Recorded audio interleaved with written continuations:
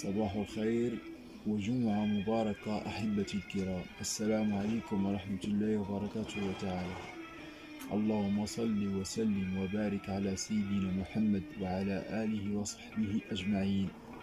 نهار جديد أطل بنوره حاملا في فتياته نفحات ربانية وطمأنينية تناسب إلى القلوب كما يناسب الماء العذب في الجداول.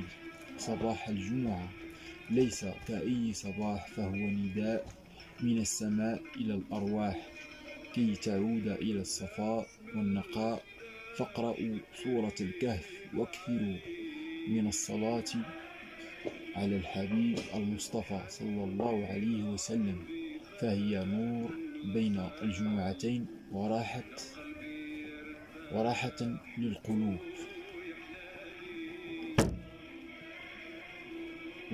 للقلوب المتعبة اليوم. وأنا أوجه لكم هذه التحية من قلب مدينة بنمان الهادئة.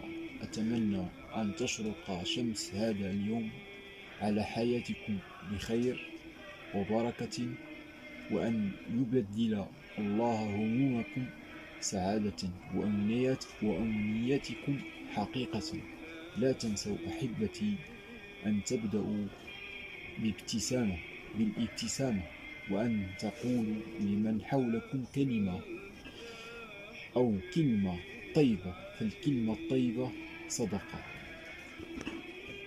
أسأل الله أن يكتب لي ولكم القبول، وأن يجعل أعمالنا وأعمالكم خالصة لوجهه الكريم، وأن يرزقنا وإياكم راحة البال وصفاء القلب ودوام الصحة والعافية.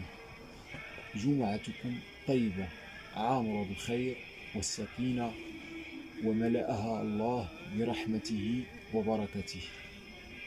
دامت لكم الأفراح والسعادة أحبتي الكرام، وإلى أن أراكم في بث جديد إن شاء الله.